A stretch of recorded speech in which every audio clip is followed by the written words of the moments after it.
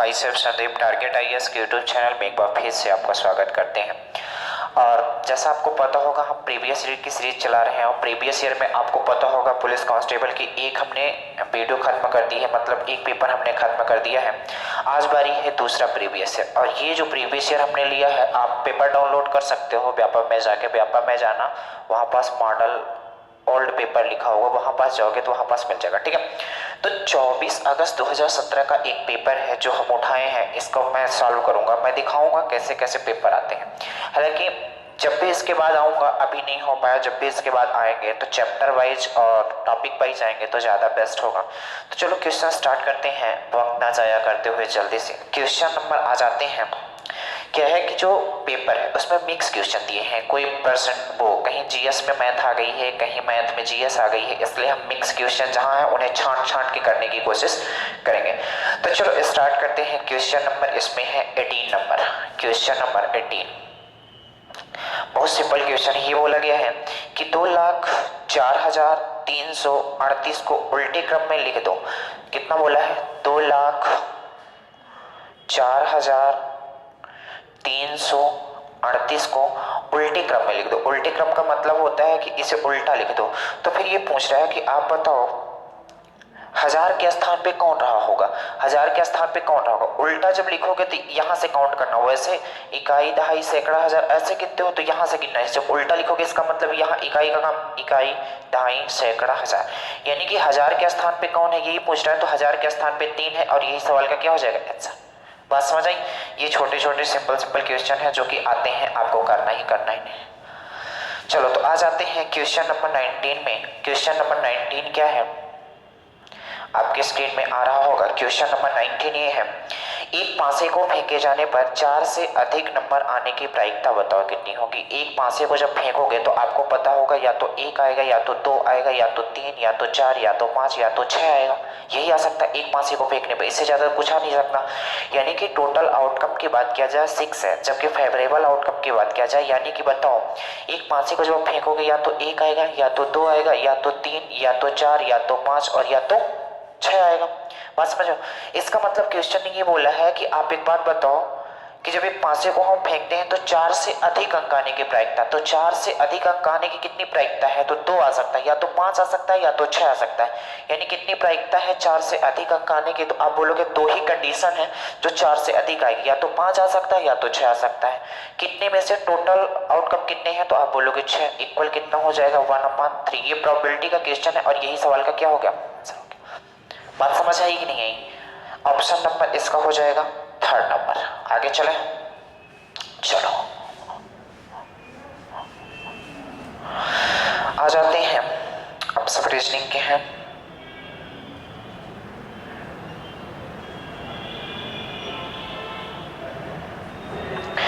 चलो question number आ जाते हैं 4 में।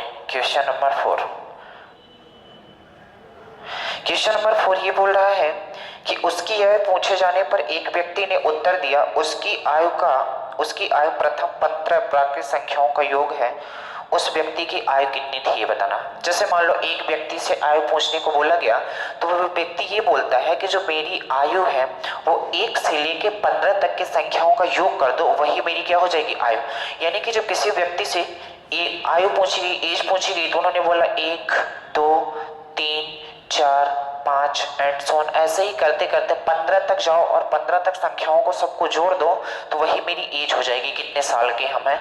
तो जब इसे जोड़ने की कोशिश करोगे तो आपको पता है या तो ऐसे जोड़ो आप, या तो एक फॉर्मूला लगा दो। जब प्राकृत संख्याएं हैं तो जो हमने एक फॉर्मूला बताया था एपी में, आप देख लो ये एपी है, वहां से लगा सकते हैं। या कि फॉर्मूला ऐसा भी है एक कि योग बराबर है n into n+1 divided by 2, उसी फॉर्मूले से निकला हुआ है। n कितना है तो बोलोगे 15, और ये 15 प्लस 1 कितना हो जाएगा 16 डिवाइडेड बाई 2, 2 से काटोगे कितना 8, 15 8 कितना हो जाएगा 120, और 120 इस सवाल का क्या हो जाएगा आंसर। ये बताना चाहता है कि जो मेरी एज है वो 120 साल की होगी। बात समझ आई? आगे बढ़े,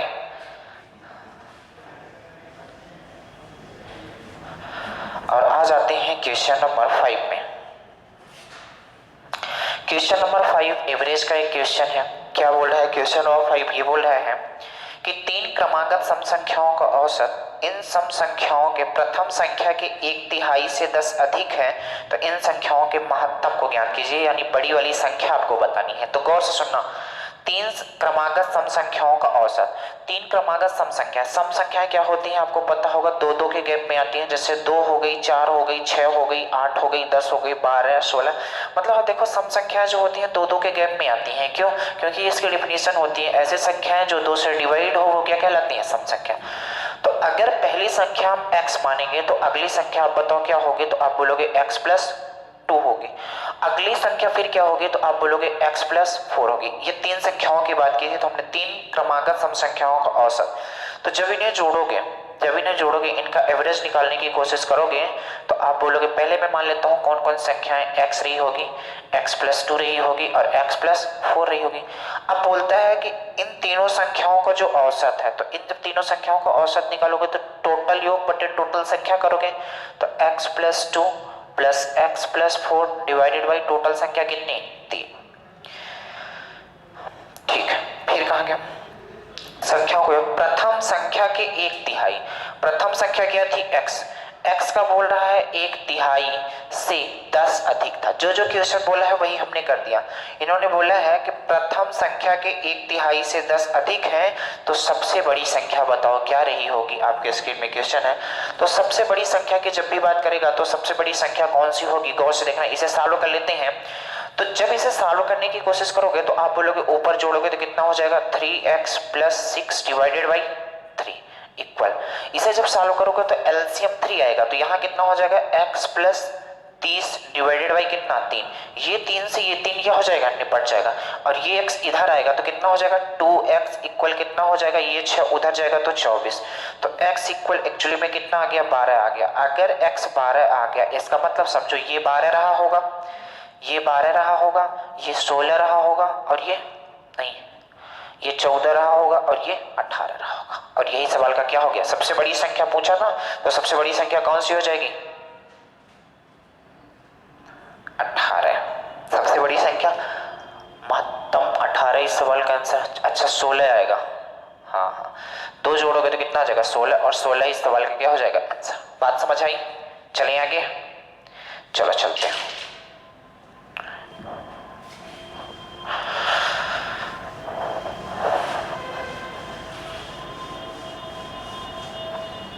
ये मौका आपको अभी मिला है तो आप जितना 4 महीने में आप कष्ट कर सकते हो पढ़ाई के खिलाफ उतना कर लो। दिन रात आपको समझनी आनी चाहिए, जितनी भी चीजें मिले, और आपको सिलेबस को आगे रख के पढ़ना है। अगर आपने ज्यादा पढ़ने की कोशिश की तो समझो आप अपने साथ गद्दारी कर रहे हो, क्योंकि चीजें तो बहुत सारी हैं, उतना पढ़ना नहीं है, केवल अपने काम की चीज पढ़ना है। अगर एमपी पुलिस की तैयारी कर रहे हो तो एमपी पुलिस के लायक पढ़ो, आप सीजीएल के लायक ना पढ़ो तो ज्यादा बेस्ट होगा। आप पहले धीरे धीरे हिदम बनाओ कि क्या क्या हमारी कहानी होनी चाहिए, कैसे हम पढ़ें ताकि एमपी पुलिस का पेपर हमारा क्रैक हो जाए। बस समझो, तो ये चीजें तभी आप कर पाओगे जैसे जो एक बार पढ़ लिए हो उन्हें। तो सबसे इंपॉर्टेंट बात हम हर बार बताते हैं, जो एक बार क्लास कर चुके हैं उन्हें प्रैक्टिस से प्रीवियस ईयर दोनों चीजें लगानी चाहिए और टेस्ट सीरीज देना चाहिए, और ज्यादा से ज्यादा आप रिवीजन करो तभी काम बन पाएगा। चलो आ जाते हैं क्वेश्चन नंबर 6 में। क्वेश्चन नंबर 6 ये बोल रहा है कि एक दुकानदार अपना सामान क्रय पर बेचता है, यानी क्रय पे बेचने का दावा करता है, लेकिन 1 किलोग्राम की जगह वो 975 ग्राम ही तौलता है। तो आपको बताना था,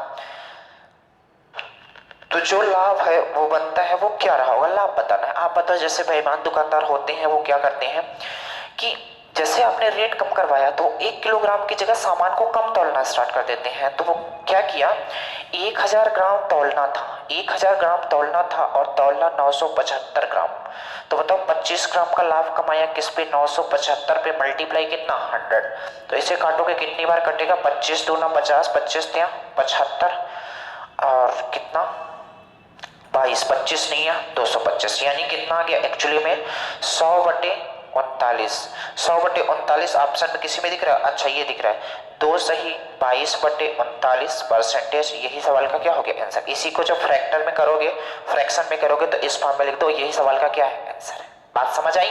देखो सिंपल सिंपल ही क्वेश्चन पूछे जाते हैं, इसलिए हम बोल रहे हैं कि अगर पुलिस एमपी पुलिस कांस्टेबल की तैयारी कर रहे हो तो उसके लायक पढ़ो।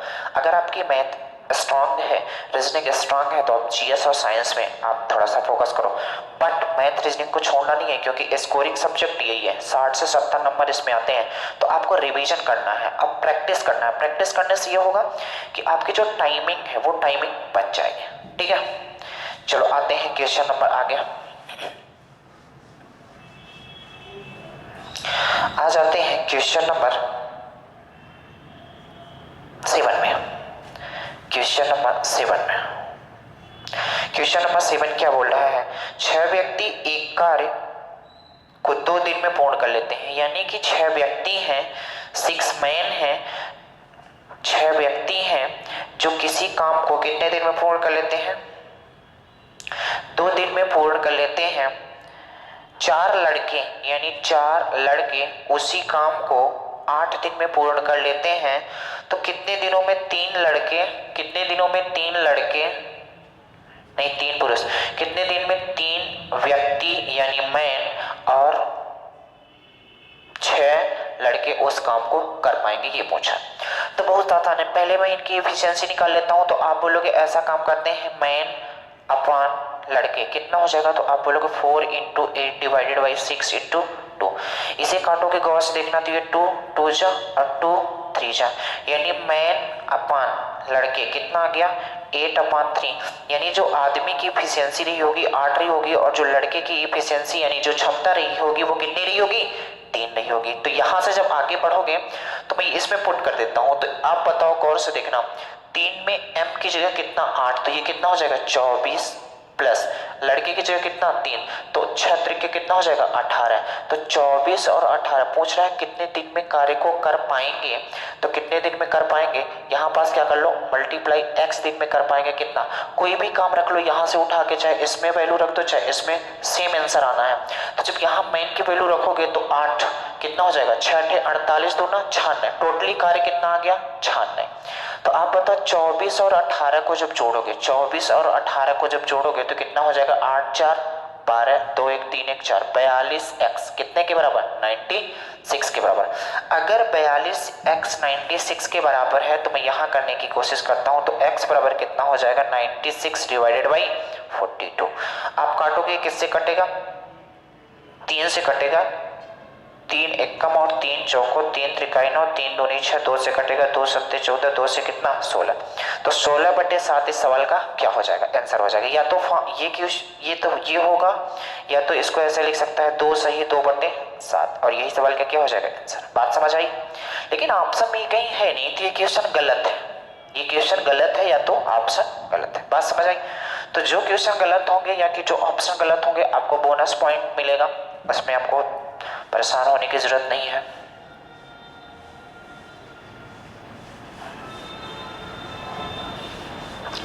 चलो आगे बढ़ते हैं, आ जाते हैं क्वेश्चन नंबर 8 में। क्वेश्चन नंबर 8 में क्या बोला है, क्वेश्चन नंबर 8 ये बोला है कि 3450 रुपए की राशि 3 भागों में 2 6 7 के अनुपात में विभाजित की है। ये बहुत आसान है, कितना है 3450 रुपए की राशि है, 2:6 में बांटना है। तो आप देखो ये टोटली 3450 रुपए जो है ये सबको मिला के बांटना है, तो हम पैसे को भी मिला देते हैं। जैसे मिलाने की कोशिश करोगे 6 2 8 7 15 यूनिट की वैल्यू कितनी दी है, तो आप बोलोगे 3450। तो 1 यूनिट की वैल्यू 15 दूना 30, 4 15 3 45 230, यानी 1 यूनिट की वैल्यू कितनी आ गई, तो आप बोलोगे 200। अगर 1 यूनिट 230 के बराबर है, अगर 1 यूनिट 230 के बराबर है तो पूछा गया था कि महत्तम भाग बताओ, सबसे बड़ा वाला भाग किसका होगा, तो आप बोलोगे 7 यूनिट का होगा।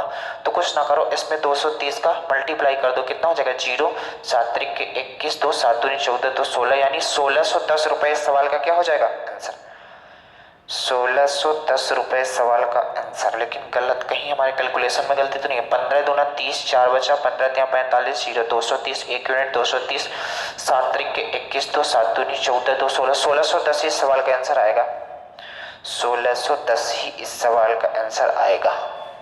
ठीक है, एक बार कैलकुलेशन चेक कर लो, 15 दूना 30, 4 15 3 45, ठीक है 230, सबसे महत्तम पूछा था 7 यूनिट की वैल्यू निकालोगे तो ठीक है 1610 इस सवाल का आंसर आएगा।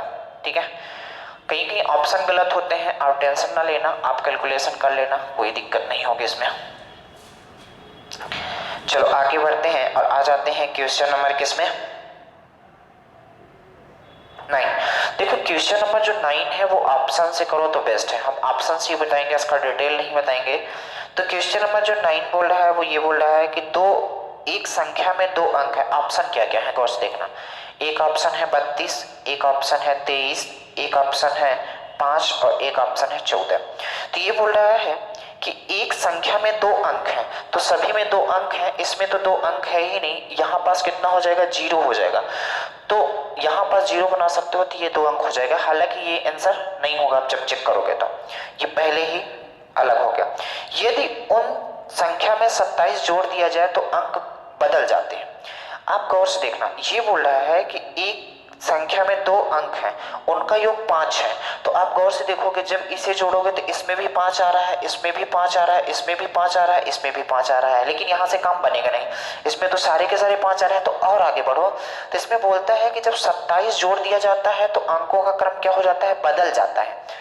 तो आप जब इसमें 27 जोड़ोगे तो ये 3 2 है तो 2 3 हो जाना चाहिए, जिसमें ये उल्टा हो जाएगा 27 जोड़ने के बाद, वही सवाल का क्या हो जाएगा आंसर। तो जैसे इसमें 32 + 27 करोगे मेरे दोस्त तो कितना हो जाएगा, 7 2 9 हो जाएगा और 3 2 5 59 हो रहा है, यानी कि अंकों का क्रम बदल नहीं रहा है, ये सवाल का आंसर नहीं होगा। अगर कहीं पास 3 2 था, 27 जोड़ने पे 2 3 आ जाता तो आप समझ जाते कि ये संख्या क्या हो जाएगी, आंसर हो जाएगा। वैसे भी समझो, जैसे इसमें हम 27 जोड़ेंगे तो ये संख्या उल्टा नहीं आ रही है, इसका मतलब ये ऑप्शन नहीं होगा। इसमें जब 27 जोड़ने की बात करोगे तो 23 + 27 कितना हो जाएगा, तो आप बोलोगे 10 और 2 2 4 और कितना हो जाएगा 5। ये भी संख्या नहीं बदल रही है, ये भी गलत है, ये पहले ही हमने गलत कर दिया। 14 को जोड़ो, जब 14 में आप 27 को जोड़ोगे तो आप बताओ 7 4 11 2 1 3 1 4। आप देख लो जैसे ही हमने 14 में 27 जोड़ा यानी 1 4, यानी 14 में जैसे ही 27 जोड़ा तो इसका अंक बदल गया, 4 1 हो गया। तो सवाल का आंसर यही हो जाएगा, क्योंकि क्वेश्चन ने बोला है कि जैसे ही हम इसमें 27 जोड़ने की कोशिश करेंगे तो वो क्या हो जाएगा, संख्याएं पलट जाएंगी। तो हमने जैसे ही इसमें 27 जोड़ा तो ये पलटी, इसके अलावा कोई नहीं पलटा, तो ऑप्शन क्या हो जाएगा, डी नंबर 14 इस सवाल का क्या हो जाएगा आंसर। बात समझ आई, आगे बढ़ते हैं।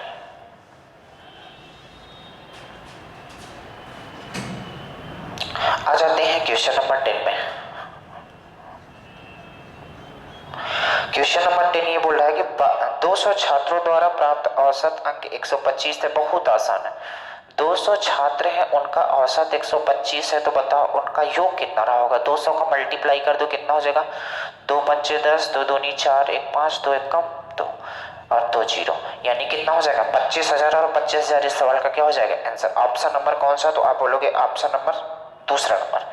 ठीक है, देखो एवरेज से आपको ये अनुमान लगाना है कि हमारे पेपर में आएगा कौन कौन सा चैप्टर। जैसे पहला हमने सेट किया था उसमें भी एवरेज पूछा गया था, इसमें भी एवरेज पूछा गया है। पहला चैप्टर हमने किया था एज, उसमें भी पूछा गया था, इसमें रेशियो, उसमें भी, इसमें भी, मतलब हर चैप्टर से 2 से 3 क्वेश्चन पूछे जाने तय हैं। लेकिन जो रेशियो, एज और ये सारी चीजें हैं तो इससे ज्यादा क्वेश्चन पूछे जाते हैं, तो थोड़ा इन्हें प्रैक्टिस करो ज्यादा और एडवांस थोड़ा लगाना स्टार्ट कर दो। ठीक है, चलो आगे बढ़ते हैं। आ जाते हैं क्वेश्चन नंबर 11 में। क्वेश्चन नंबर 11, तो क्वेश्चन नंबर 11 ये बोल रहा है एक महाविद्यालय में 540 लड़के एवं लड़कियां हैं। ये हो गया बॉयज और ये हो गया गर्ल्स। बॉयज और गर्ल्स का रेशियो दिया है 5:4, टोटली मिला के 540 है, टोटली मिला के 540 है। आप देखो टोटली जो छात्र हैं 540, एक महाविद्यालय है और महाविद्यालय में आपको पता होता है कि लड़के और लड़कियां होती हैं। टोटली मिला के लड़के और लड़कियां क्या हो गई 540 है। हमारे अनुसार कितना हो रहा है 5 4 9 यूनिट की वैल्यू कितनी होगी, तो आप बोलोगे 9 यूनिट 540 के बराबर, तो 1 यूनिट कितने के 60 के बराबर।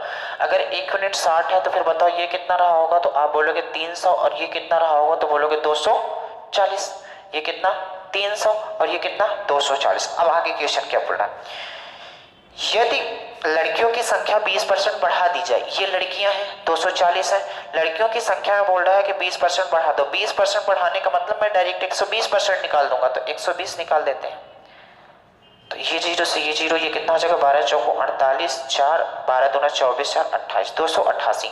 अब पूछ रहा है कि बताओ रेशियो क्या होगा, तो 300 रेशियो 288।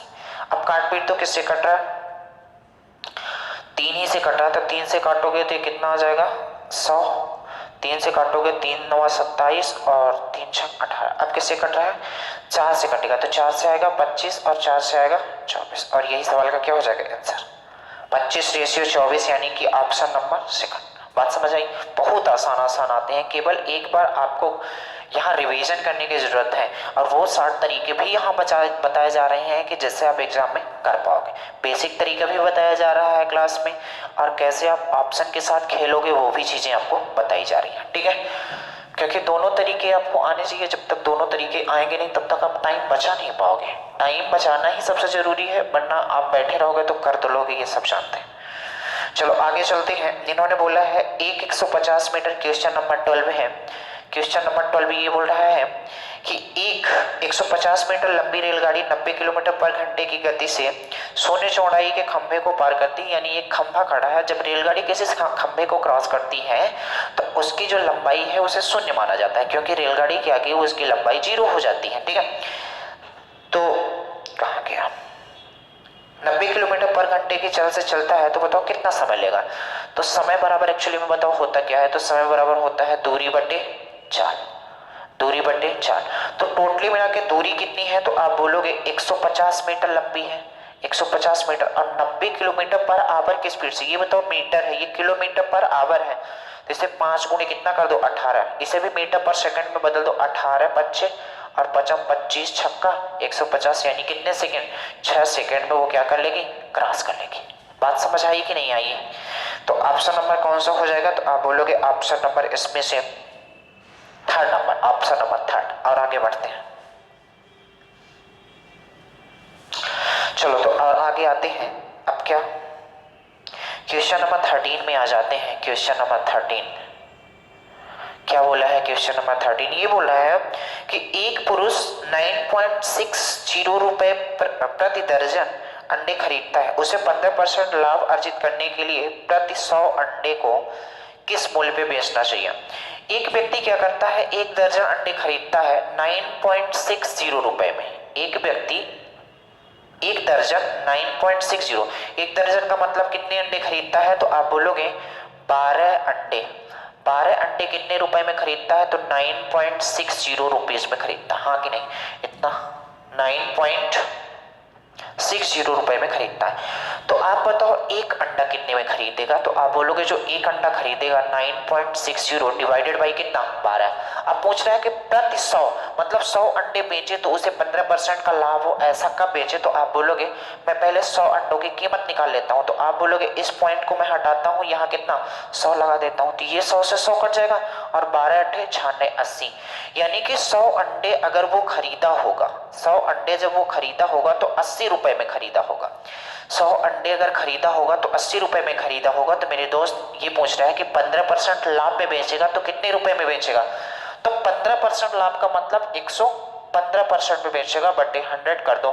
तो गौर से देखना, ये जीरो से ये जीरो में निपटा देता हूं और कुछ नहीं निपटाता हूं, इसको मल्टीप्लाई करो कितना 8 पंचे 40, 4 आया, 8 1 8 4 कितना हो गया 12, 1 ये कितना हो गया 9, और क्या कुछ नहीं, एक अंक के बाद दशमलव लगा दो क्योंकि नीचे क्या है 10 है, तो टोटली मिला के कितना आ गया 92, यानी कि 100 अंडे को अगर वो 92 रुपए में बेचेगा, 100 अंडे को अगर वो 92 रुपए में बेचेगा तब उसे जाके 15% की क्या होगी प्रॉफिट होगी। बात समझ आई, चलो आगे बढ़ते हैं।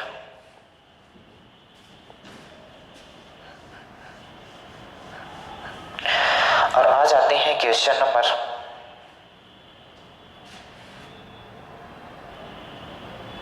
14 में।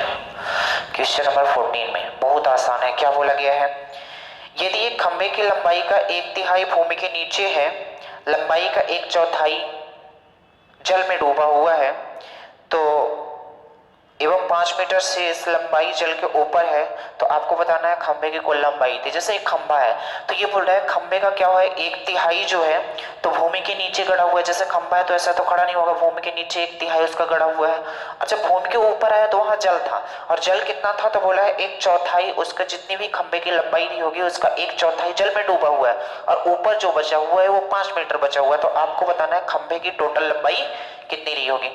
तो गौर से सुनना, मैं खंबे की लंबाई अपनी मर्जी से कुछ मान सकता हूं, नहीं दिया है तो अपनी मर्जी से कुछ मान लो, लेकिन ऐसा मानो, जैसे मान लो, मानोगे कैसे, 1/3 भूमि में गड़ा हुआ है और 1/4 कहाँ है, जल में है।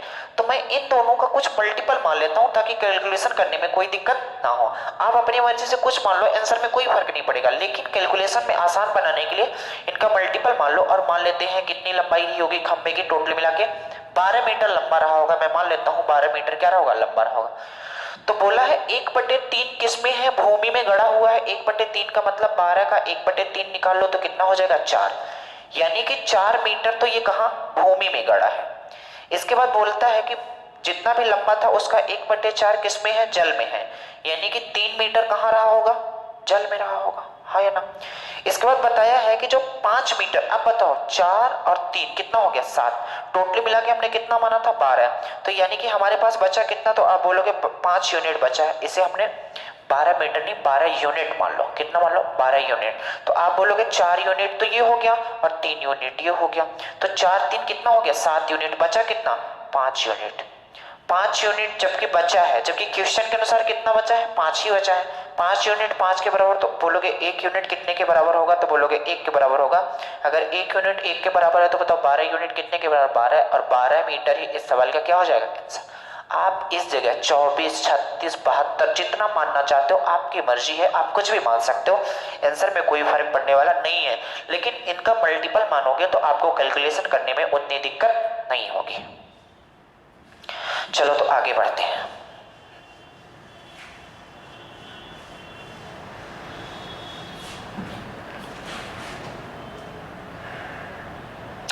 चलो आ जाते हैं क्वेश्चन नंबर 15 में।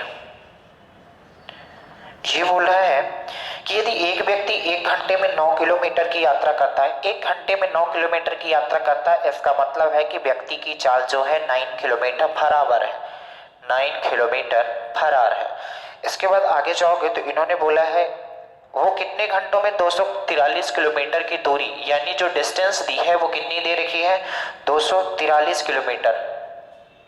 तो गौर से सुनना, पूछा है समय बता दो, तो समय बराबर क्या होता है, दूरी बटे चाल। काट तो ये कितनी बार कटेगा, 9 2 जा 6 बचा और 9 7 63, यानी 27 घंटे में, कितने घंटे में, 27 घंटे में उस दूरी 243 किलोमीटर की दूरी को क्या कर लेगा, कवर कर लेगा। आगे बढ़े, चलो आ जाते हैं क्वेश्चन नंबर 16 में। क्वेश्चन नंबर 16 में, और क्वेश्चन नंबर 16 क्या है, क्या बोल रहा है, गौर से सुनना। इन्होंने बोला है कि प्रथम एवं द्वितीय संख्याएं, दो संख्याएं तृतीय संख्या से क्रमशः 15% एवं 25% अधिक है, द्वितीय संख्या के प्रतिशत के रूप में प्रथम संख्या क्या है ये बतानी है। यहाँ लिख लो पहली संख्या, यहाँ लिख लो दूसरी संख्या, यहाँ लिख लो तीसरी संख्या। मान लेते हैं तीसरी संख्या 100 रही होगी, तो इन्होंने बोला है जो पहली और दूसरी संख्या है वो 15% और 25% अधिक है, यानी कि ये 115, 15% अधिक का मतलब 115, ये कितना 125 रही होगी। यहाँ तो कोई दिक्कत नहीं है, ये 125 रही होंगे। अब बोल रहा है कि जो क्या बोला गया, द्वितीय संख्या के प्रतिशत के रूप में प्रथम संख्या क्या थी। तो आप बताओ यहाँ कितना ज्यादा है, तो आप बोलोगे 15, 15 बटे कितना हो जाएगा, कहा गया 115, मल्टीप्लाई कितना 100। तो गौर से देखना यहाँ कितना हो जाएगा, 5 से काटो कितना 3, नहीं नहीं नहीं नहीं, एक सेकंड, 15, यहाँ कितना हो जाएगा 125, ये कितना 5 दे आई और ये कितना 50, और 25 चौको कितना 3 चौको 12। अच्छा क्वेश्चन क्या बोला है, द्वितीय संख्या के प्रतिशत के रूप में प्रथम संख्या, एक्चुअली में पूछा ये है, गौर से एक सेकंड, मैंने इसको ज्यादा बता दिया। ये बोल रहा है कि जो प्रथम द्वितीय संख्या के प्रतिशत के रूप में प्रथम संख्या यानी कि जो 115 है कितने परसेंट है, तो 125 मल्टीप्लाई 100। हमने यहाँ ज्यादा कर लिया था, हमें लगा पूछ रहा है कितना कम या कितना ज्यादा है, तो ये कितना हो जाएगा, 5 से काटोगे 5 दूनी 10 और कितना 5 तिहाई 15, ये 5 से काटोगे कितना 25 और 25 चौको कितना हो जाएगा 23 चौको कितना 92% है, और यही सवाल का क्या हो जाएगा आंसर हो जाएगा। बात समझ में आई? आपको केवल थोड़ा सा चेक करना है, हमने यहाँ से थोड़ा सा सोचा कि मतलब कितना ज्यादा या कम पूछ रहा है तो आप 10 कर सकते थे। बात समझ लो, ये पूछा कि प्रथम संख्या कितने परसेंट है तो 92%। बात समझ आई? आगे चले।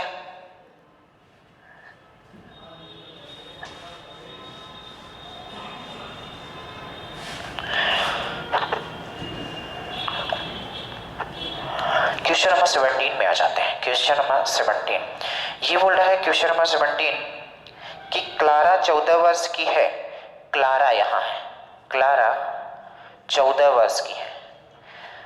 2 वर्ष पूर्व उसकी माता जुट की आयु उसकी आयु से 3 गुनी थी। 2 वर्ष पूर्व बताओ ये कितने की रही होगी, तो आप बोलोगे 12 की रही होगी। अगर क्लारा यहाँ पास 12 की है तो इसकी जो माता रही होंगी इसके 3 गुना रही होंगी, यानी माता जी कितने साल की रही होंगी, 36 साल के रहे होंगे। जब जूट ने 16 वर्ष पूर्व शादी किया था। एक बात बताओ, अगर यहाँ 36 साल की है माता, अगर यहाँ 36 साल की है तो आप बताओ यहाँ कितने साल की रही होंगी वर्तमान में, तो बोलोगे 38 साल की, 38 वर्ष की रही होंगी, हाँ या ना, 38 वर्ष की रही होंगी। आगे चलते हैं।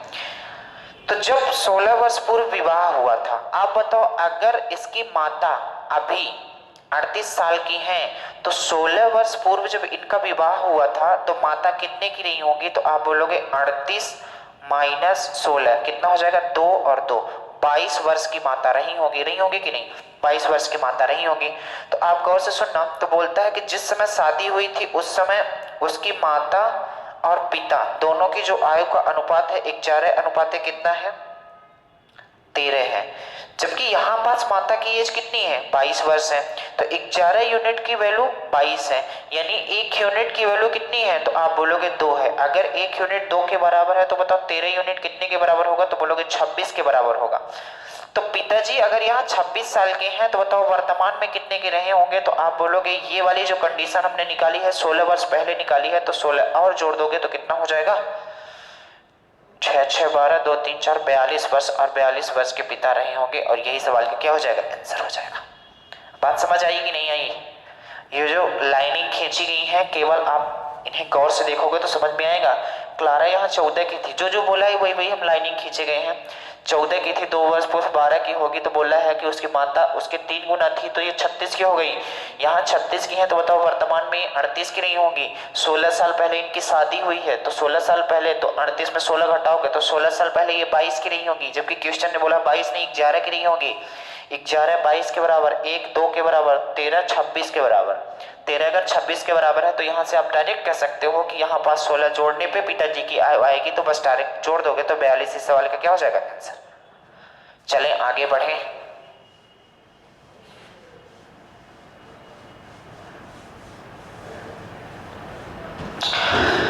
अब बोला है क्वेश्चन नंबर 18। क्वेश्चन नंबर 18 क्या बोल रहा है, ये बोल रहा है एक दुकानदार चाय के 2 किस्तों में 6:5 के अनुपात में मिश्रित करता है, जिसका मूल्य क्रमशः 18 रुपए और 13 रुपए प्रति किलोग्राम है। यदि वो चाय के इस मिश्रण को 20 रुपए प्रति किलोग्राम पे बेचता है तो इस लेन देन में प्रतिशत लाभ कितना होगा। मेरे दोस्त एक बात बताओ, 6:5 में है, 18 रुपए प्रति किलोग्राम और 13 रुपए प्रति किलोग्राम से वो खरीदता है, तो बताओ 18 रुपए प्रति किलोग्राम तो कितना हो जाएगा 108, 13 चौको कितना हो जाएगा 52, तो टोटली मिला के वो कितने का खरीदेगा, तो आप बोलोगे 8 2 10 6 160 रुपए का, क्योंकि 8 2 10 5 160 रुपए का खरीदेगा। अब बोल रहा है कि टोटली मिला के वो कितने में बेच देता है, 20 में बेच देता है, तो टोटली मिला के वो कितना है 6:4 का मतलब 10 किलो, 10 किलो को वो बेच देता है 20 रुपए, तो कितना मिल जाता है 200 रुपए। यानी कि 160 में खरीदा था 200 में बेच रहा है, तो बताओ कितने का प्रॉफिट कमा रहा है, 40 का प्रॉफिट किस पे, तो बोलोगे 160 पे मल्टीप्लाई कितना 100। ये 0 से 4 चौको 16, 4 से कटोगे कितना 25% इस सवाल का क्या हो जाएगा, यानी कि वो बंदा 25% का प्रॉफिट कमाता होगा। बस यही सवाल का क्या है आंसर। बात समझ आई?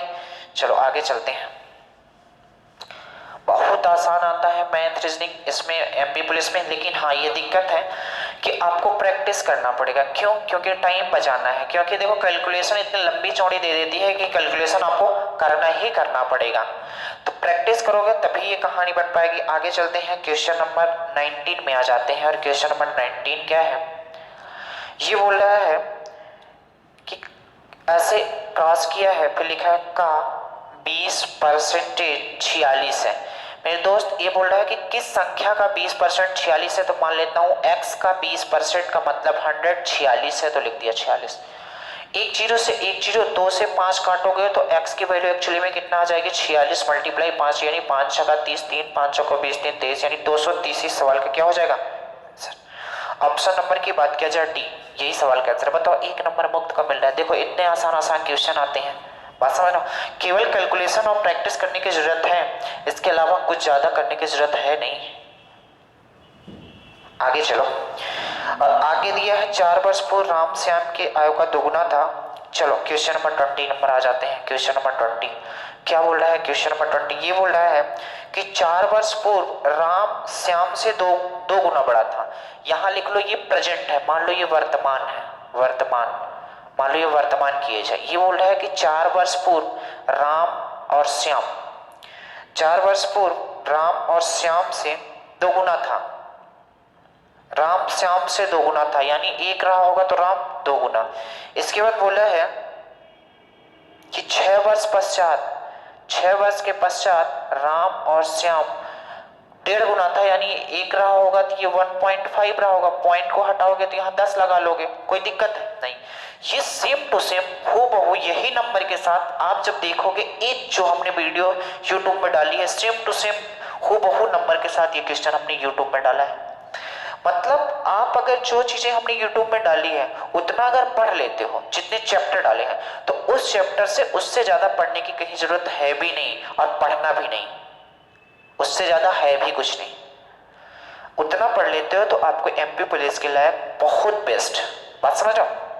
तो आप गौर से देखना। आप बोलोगे यहाँ लिख लो, मैं एक तरीका बताया था राम से, मैं डायरेक्ट करूंगा, एक्स वाई नहीं मानूंगा। क्यों? क्योंकि एग्जाम में किस तरीके से आप अटेम्प्ट करते हो वो चीजें हम बता रहे हैं, ठीक है। राम से आप कितना हो जाएगा? 2:1 था, यहाँ कितना हो जाएगा? 15:10 हो जाएगा। कब ये हुआ है? तो 4 साल ये, 6 साल ये, टोटली मिला के 10 और कितना 10। हमने बताया था क्रॉस मल्टीप्लाई कर दो, ये कितना हो जाएगा? 10 दूना 20, 15 कम 15 यानी कितना? 5 यूनिट, 5 यूनिट। जब इसका मल्टीप्लाई करोगे तो ये 100 हो जाएगी, ये 150 हो जाएगा। तो कितना? 5 यूनिट 50 के बराबर, 1 यूनिट 10 के बराबर। अगर 1 यूनिट 10 है तो कितना रहा होगा? 20। ये कितना रहा होगा? 10। यानी कि यहाँ की हमने एज निकाल ली, ये 20 साल का रहा होगा, ये 10 साल का रहा होगा।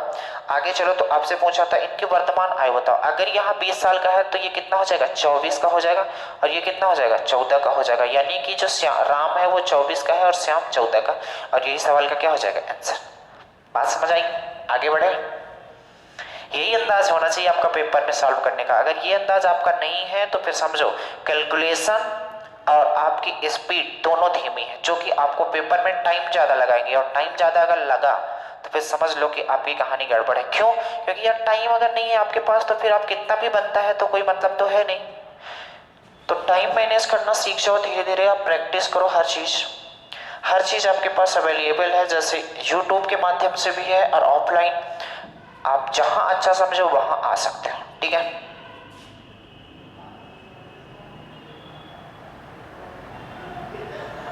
चलो, ए बी से 3 गुना कुशल कारीगर है, तो मैं आ जाता हूं, यहां लिख देता हूं ए, यहां लिख देता हूं बी। बोला है ए बी से, और सी भी है तो सी भी लिख लो।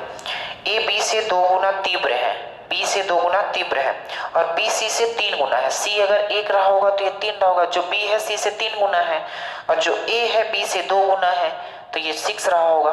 बस समझ। कुशल यानी क्षमता, इनकी जो क्षमता है ये है। सी द्वारा 54 मिनट में तय की गई यात्रा बी द्वारा उसे कितने में, ये इनकी क्षमता है। तो जब समय का अनुपात निकालने जाओगे तो जब टाइम वर्क बढ़ाएंगे तो हम बताएंगे इनका एलसीएम कितना आ जाएगा? 18। तो ये कितना हो जाएगा? 6 त्रिक के 18, 3 छक के 18, और ये कितना हो जाएगा? 18। बात समझ आई? क्या होता है कि क्षमता का उल्टा समय हो जाता है, टाइम का उल्टा एफिशिएंसी होती है। तो आप गौर से सुनना, बोलता है कि सी 54 मिनट लेता है, जबकि हमारे अनुसार 18 यूनिट ले रहा है। 18 यूनिट की वैल्यू अगर 54 है तो बोलो 1 यूनिट की वैल्यू कितनी होगी, तो 1 यूनिट 3 के बराबर। अगर 1 यूनिट 3 के बराबर तो बोला है बी कितने समय में, मतलब बी कितने समय में करेगा, तो कितना अच्छा तरीके 18 इस सवाल का क्या हो जाएगा आंसर। आप बात बताओ समझ में आई कि नहीं, आगे बढ़े, चलो इसे मिटाते हैं।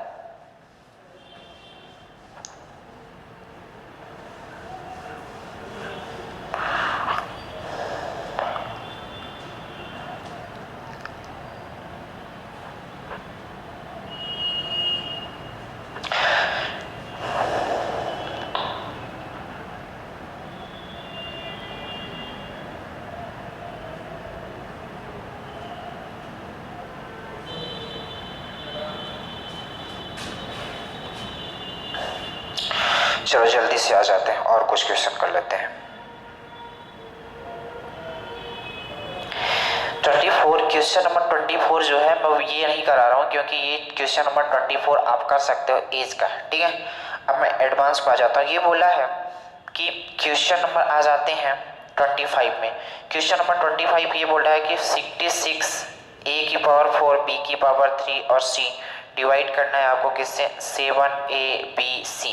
तो 7 अठे कितना हो जाएगा, डिवाइड करना है, एक a कटेगा तो बचेगा कितना 3, एक b कटेगा तो बचेगा कितना 2, c से c कट जाएगा, बताओ कितना बचा, तो बोलोगे 8a³ b स्क्वायर, और यही सवाल का क्या हो जाएगा आंसर हो जाएगा। कौन सा है, बस ऑप्शन नंबर कौन सा, थर्ड नंबर, यही सवाल का क्या हो जाएगा आंसर। बताओ अलजेब्रा में इतने सिंपल सिंपल क्वेश्चन आते हैं।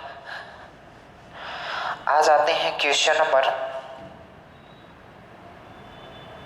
26। क्वेश्चन नंबर 26 आपके लिए छोड़ रहा हूं, आसानी से कर सकते हैं, एवरेज है, बहुत सारे क्वेश्चन पीछे करवा दिए, ठीक है। अब आ जाते हैं क्वेश्चन नंबर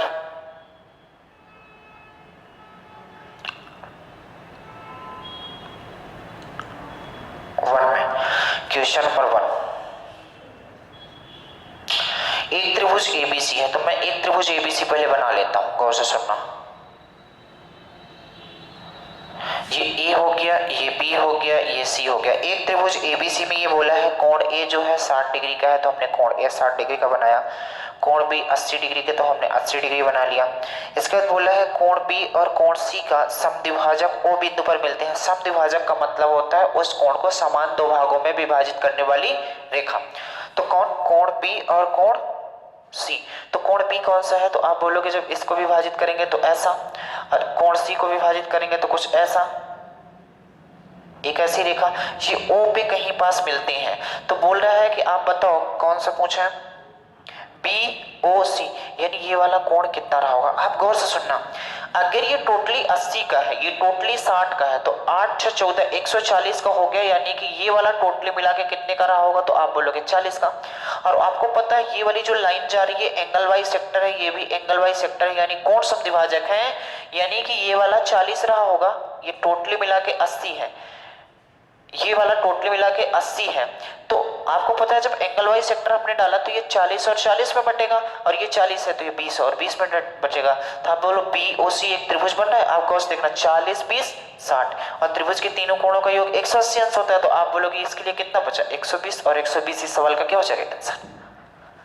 अब जब सारी प्रॉपर्टी आपको पता होंगी, जब लाइन एंगल पढ़े होंगे उसमें से आपको बताया गया होगा कि त्रिभुज के तीनों कोणों का योग 180 अंश होता है। जब एडवांस पढ़ोगे तो वहां बात समझ में आएगी कि एंगल वाइज सेक्टर होता क्या है और करता क्या है। एंगल वाइज सेक्टर का काम इतना है कि एंगल को बाइसेक्ट कर देता है, 20 से उसे काट देता है। अगर 40 का है तो 20 20, 30 में है तो 15 15 काट देगा। बात समझ आई, आगे बढ़े।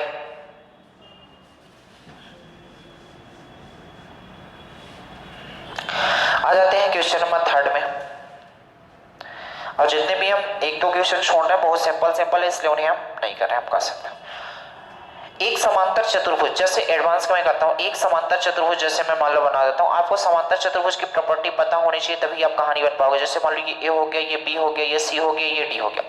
समांतर चतुर्भुज में जिसमें ये क्वेश्चन पूछा गया है, ये पूछा गया है कि एक समांतर चतुर्भुज के दो सम्मुख कोण 140 है। अगर दो सम्मुख कोण 140 है तो समांतर चतुर्भुज के कोण निम्न में से कौन होंगे। आपके पास 4 ऑप्शन है, तो गौर से सुनना। अगर दो कोणों का योग सामने आमने सामने दो सम्मुख कोण, ये होते हैं सम्मुख कोण, ए और सी सम्मुख कोण है। जबकि ए और बी ये क्या है, तो आप बोलोगे आसन्न कोण है, आसन्न कोण है। और ये वाले क्या है, सम्मुख कोण है। तो गौर से सुनना हमारी बातें। इन्होंने बोला है कि दो सम्मुख कोणों का जो योग है 140 है। तो समांतर चतुर्भुज की एक प्रॉपर्टी होती है, क्या होती है कि समांतर चतुर्भुज के आमने सामने के कोण बराबर होते हैं। समांतर चतुर्भुज के आमने सामने के कोण बराबर होते हैं, जबकि आसन्न कोणों का योग 180 होता है। अगर आमने सामने के कोण बराबर होते हैं और दोनों कोणों का योग 140 है, इसका मतलब ये 70 रहा होगा, ये 70 रहा होगा, तभी दोनों कोण बराबर हो सकते हैं और योग 140 हो सकता है। इसके अलावा कोई कंडीशन फॉलो हो रही है? नहीं हो रही है। और आपको ही पता है मेरे दोस्त कि अगर ये 70 है, अगर ये 70 है तो फिर ये कितना रहा होगा? तो आपको पता है आसन्न कोणों का योग 180 अंश है, ये 70 है तो ये कितना 110 रहा होगा। पूछा क्या था आपसे? एक सेकंड। समांतर चतुर्भुज के कोण निम्न क्या होंगे? अगर ये 110 है तो ये 110 होगा, यानी कि 70 और 110, यानी कि कोण कौन कौन से रहे होंगे? 70 और 110। यही सवाल का क्या हो जाएगा? आंसर हो जाएगा। बात समझ आई? क्वेश्चन नंबर 5 बहुत आसान है, आप इससे सक्सेसिव डिस्काउंट से लगा सकते हैं, जैसे मतलब डिफेक्टिव रेट से बोल सकते हैं, जैसे x + y + x² divided by 100, उससे आप लगा सकते हो। आपको पता है क्या पूछा गया है कि आप बता दो पृष्ठीय क्षेत्रफल। जब भी क्षेत्रफल की बात करेगा आपको 2 बार लगा देनी है, जब आयतन की बात करेगा 3 बार लगा देनी है। 50% बढ़ रही है, प्रत्येक भुजा 50% बढ़ रही है, तो 50 + 50 प्लस ये कितना हो जाएगा 2500 और डिवाइडेड बाई 100 होता है, डिवाइडेड बाई 100 होता है। तो 100 को कभी साल मत किया करो, 2 अंकों बाद दशमलव लगा दिया करो। 50 50 100 और 25 कितना 125% की वृद्धि हो जाएगी उसके क्षेत्रफल में, और यही सवाल का क्या हो जाएगा आंसर। ये छूट बोला है क्वेश्चन नंबर 6, ये बोला है कि वह एकल छूट बतानी है, जो 20%, 10% और 5% की छूट है वो एकल छूट आपको बतानी है। तो आसानी से छूट इसका बता सकते हो, इसी वाले से आप बता सकते हो। कैसे बताओगे? गौर से सुनना।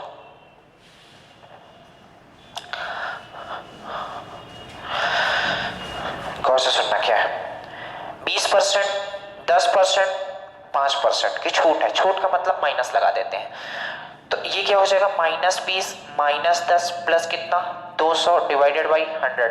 इसी फॉर्मूले में रखें x + y + xy divided by 100। गौर से सुनना।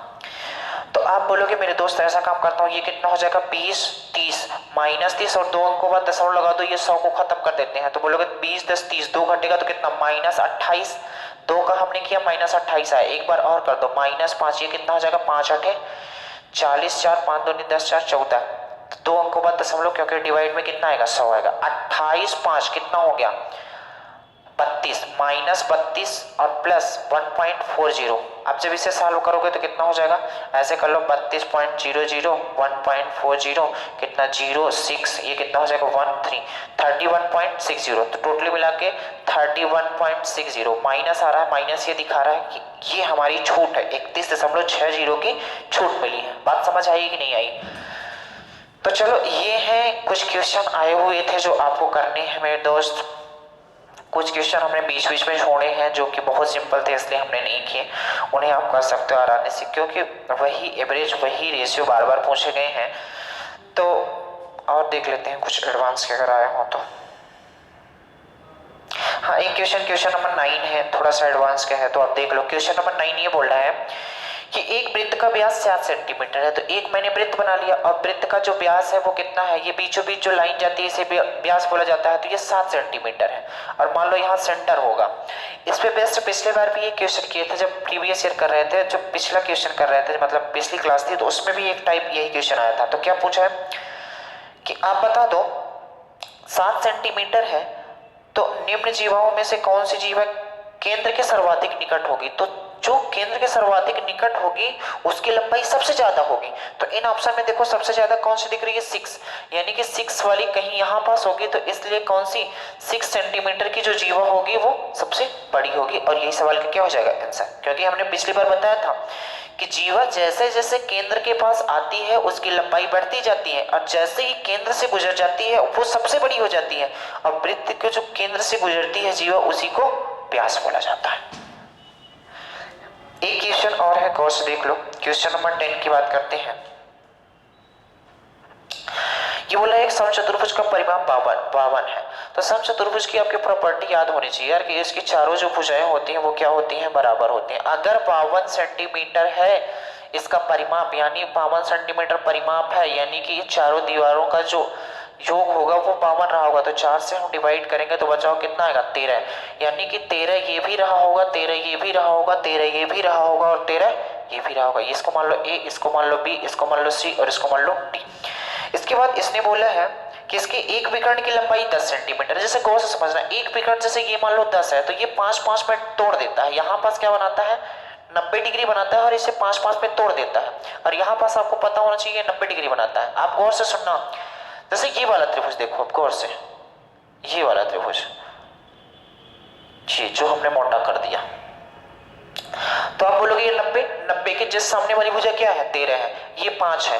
अब देखो ये 90 डिग्री है, एक राइट एंगल ट्रायंगल बन रहा है यानी समकोण त्रिभुज बन रहा है, तो पाइथागोरस लगना तय है। तो 13 169 हो जाएगा और 5 का स्क्वायर 25, दोनों को माइनस करोगे तो ये 12 हो जाएगा। अगर ये 12 है तो ये भी कितना हो जाएगा 12। और समचतुर्भुज के क्षेत्रफल का आपको फार्मूला आना चाहिए, क्या होता है बोलोगे 1/2 d1 d2, यानी कितना हो जाएगा 1/2। d1 का मतलब कितना हो जाएगा 10 और d2 का मतलब कितना हो जाएगा 24। काट दो, ये कितना हो जाएगा 5, 24 पंचे कितना हो जाएगा 120, 5 दूनी 10, 5 चौको 20, 5 दूनी 10 दोबारा 120। इस सवाल का क्या हो जाएगा आंसर। बात समझ आई, ये सारे क्वेश्चन थे यार।